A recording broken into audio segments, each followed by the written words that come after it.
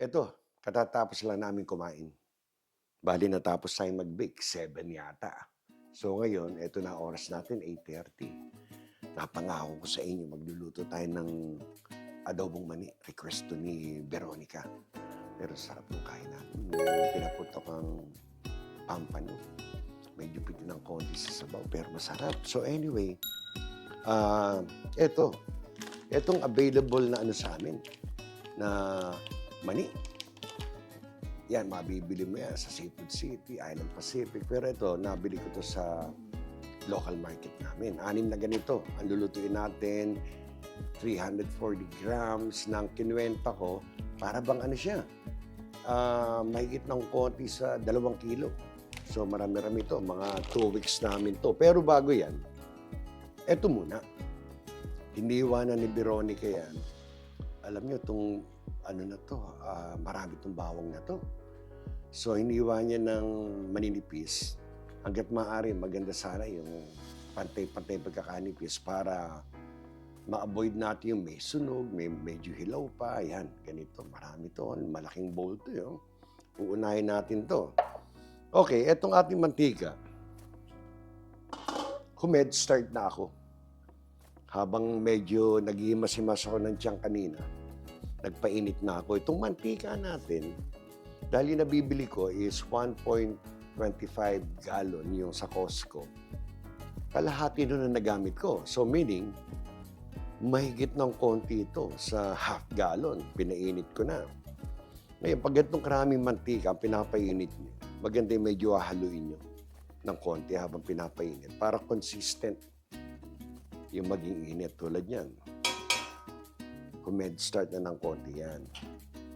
So ngayon, wala naman ako mga pan-temperature na pag-check. Testingin natin kung pwede natin ilagay ito. Normally, medyo naguhulog ako na ilang piraso. Pag ganyan, medyo kasarapan na yan. Ayaw nyo namang masyadong mainit, madaling masunog yung ating bawang. Ito, ang dami niyan.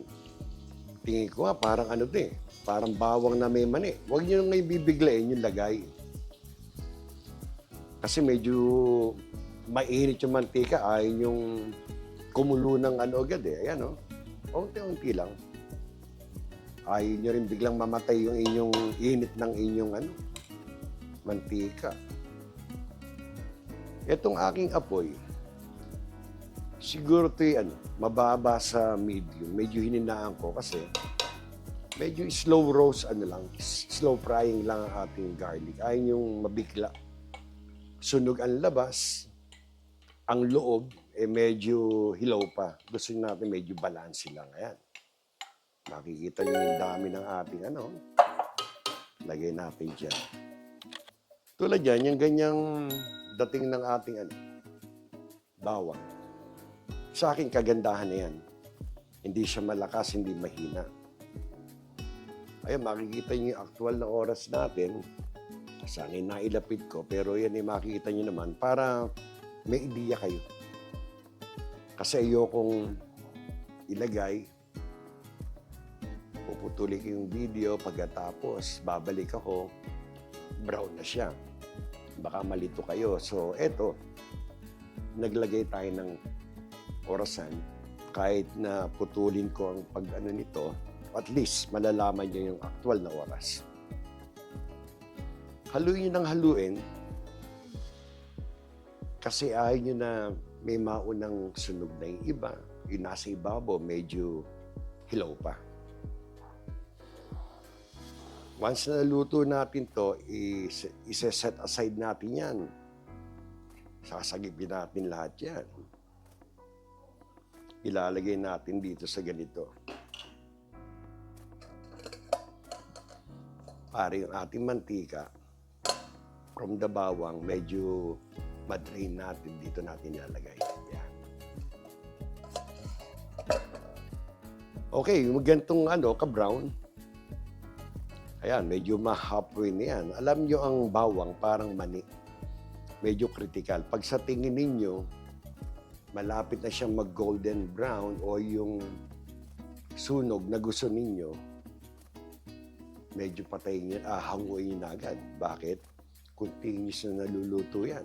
Halimbawa, nakita nyo, oh, eto na yung gustong klaseng brown. Pagkakasunog ng aking bawang, saka nyo hinango. Continuous na maluluto. Next thing you know, medyo naging sunog yung bawang. Okay. Ayaw natin masyadong mabang ating iwa. Puputulin natin dito, kita nyo naman ang oras, para pagbalik ko, medyo brown na siya. Siguro nakaka 3 minutes na tayo, then sabihin ko sa inyo yung actual na oras para may idea kayo, okay? So itong actual na oras natin, siguro nasa 8 minutes ang actual na pag-brown nito. Okay, nakita nyo, ako sa akin, etong pagkaka-brown na ganyan, continuous na maluluto pa yan. So okay na sa akin to, hihinaan ko ngayon ang apoy. Hinaan natin or pwede natin patayin yan. Pero hinaan ko lang para hindi na ako magsindi mamaya. So ngayon, eto ngayon ang magandang Sasalain nyo ay yung puro mantika yan. Dito ko nilalagay. May isa akong mixing bowl, tas eto, yan. Yan, hininaan ko ng apoy kasi continuous kang maluluto. So, eto, regular na sandok para masala natin yung yan natin ganito mangyayari niyan. Oh. Yan, sinasala nyo ganyan. Ingat lang, ha? At alam nyo, mainit yung ating mantika. Okay, babalikan ko kayo. Pag yung nahango ko na to, at the same time, na natin yung mani. Etong, by the way, baka may nagtatanong, etong ating bawang, walang kahit anong timpla to. So, ayan. Pinapakita ko sa inyo na nasagip ko na. Halos lahat ng bawang, sabay drain nyo lang para continuous na maluto, lulutong pa yan. So, eto na yung mani. Tinanggal ko na sa plastic. Ito yung 6 na packs. So, bali ito yung 2 kilos na mani. Lagay natin dito. Kanina, nung inaano ko yung bawang, hinahango ko na. Hininaan ko ng konti yung apoy natin. Pagkahango, binalik ko ang lakas ng Ito below medium lang, ha. Ayaw natin ng biglain to. In fact, hininaan ko pa ng konti. Yan. Alam natin na yan, maganda yung alam nyo, yung bawang medyo pa yan, forgiving pa yan. Pag yung medyo sunog ng konti, medyo hindi ganun kalutong. Pero etong mani, pag yung nagkamali kayo ng luto, yan, pag yan, nagkamali kayo na sunog, hindi yan, talagang ang hirap kainin. So, paunti-unti muna, huwag niyong bibiglayin, ha. At the same time, medyo matetesting ninyo, yan. Medyo may head start lang kayo ng konti. Yan, nakita niyo yung ating yung ating mantika, yung unang nilagay, medyo lalagyan ko ngayon ng konti. Sinampo lang ko lang kanina. Yan, halos kalahati nilagay ko, ha. Again, yung ating mantika, sabi ko nga sa inyo, more than half gallon. Kasi yung nabibili namin sa Costco na is 1.25 gallon. Kalahati ginamit ko. Ayan. Kalahati pa lang, ha. Medyo pinapauna lang natin to. Ayaw natin biglang mamatay yung mantikahan lang, yung init niya, eh. Ayan. Hindi naman. Konting halo muna. Ayokong biglayin yung aking mantika. Kaya ako pinapakita sa inyo oras. Ayan. Hindi ko naman kayo isasama sa buong duration ng pagluluto at kayo may inip. At least, pagbalik natin, yan ang actual.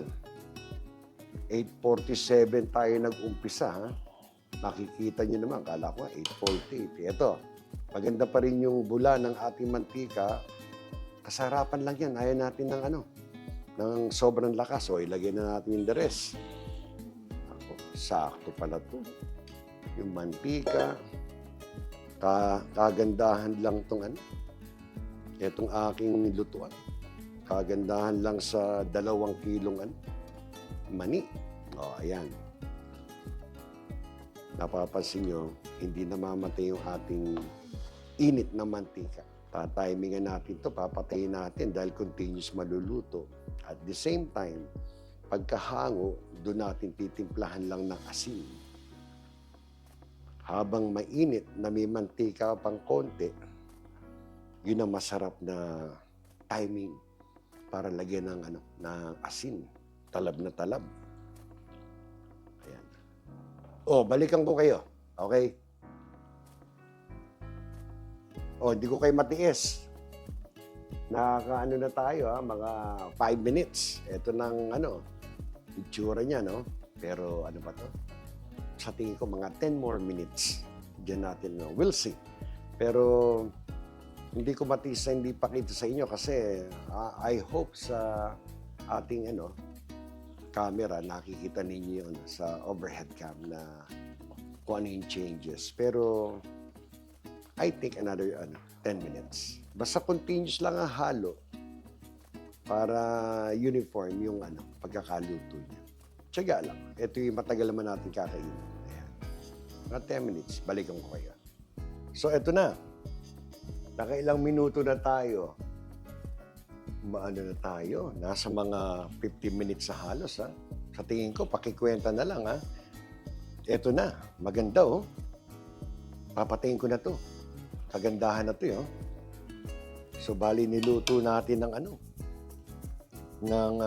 kulang-kulang 15 minutes, patayin yung nilagad yung apoy kasi continuous maluluto yan. Yan ang sinasabi ko magandang pansala. Ayan, lagay natin dito. Ayan, kagandahan lang yung pagkaka-brown niya, Continuous pa maluluto yan. Napakainit niyan. So, yun, na-timingan natin. Alam nyo, sa aking experience, kahit yung mga dati yung niluto, mga ganun, 14 to 15 minutes. Ayan na. Okay, hanguin ko to, then balikan ko kayo. Okay? So, kanina, ito yung sinet aside nating bawang. Ito. Narinig nyo. Kanyang kalutong. Ayan. Ganda ng bawang natin. Hindi siya hindi siya sunog, hindi naman ilaw. So, ordinaryong uli ang gagamitin natin. Ito na yung ating mani. Makikita nyo ang pagkaka-brown niya. Ayan, medyo continuous pang naluluto yan. Mainit pa eh.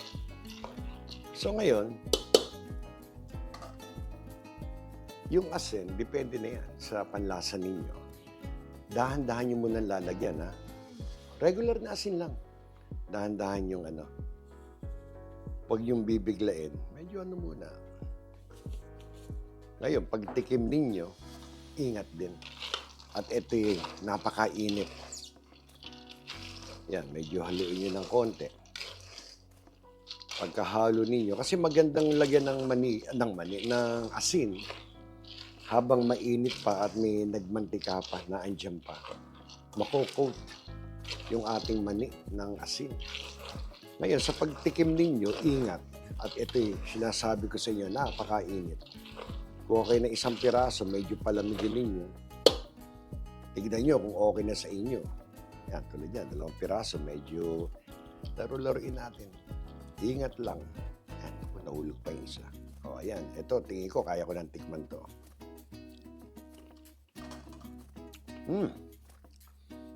Konti pang asin. Again, ito, panlasa ko. Konti pa.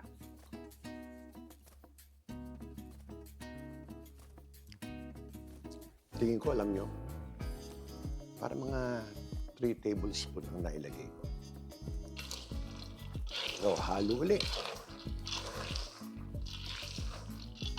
Ayan na. By the way, pag tinikman ninyo, bigla nyo masasabi, ba't parang di malutong?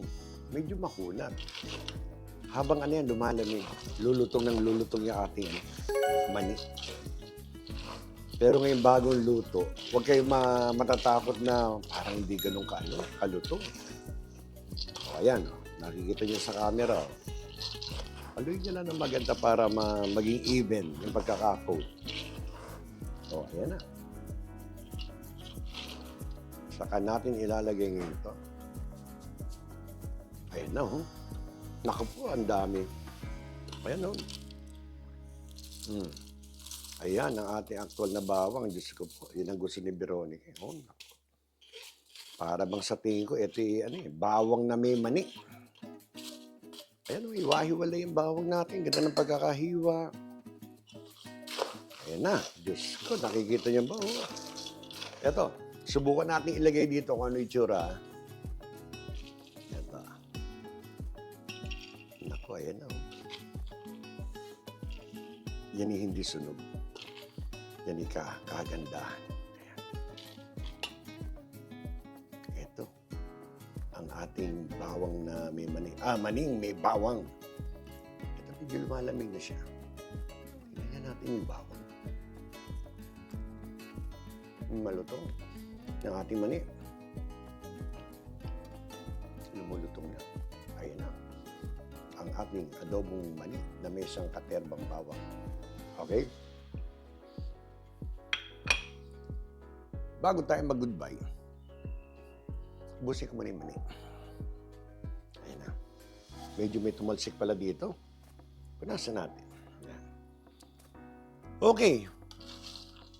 Again, maraming salamat sa patuloy niyong pagtangkilik na aming channel sa YouTube. Nasabi ko nga doon sa part 1 sa nagluto tayo ng pampano, tayo mahigit 200. Okay. Muli, isa namang mapagpalang araw para sa inyo. Salamat sa Diyos. Meron tayong masarap na merienda, adobong mani. Kayo mag-iingat. Hanggang sa muli.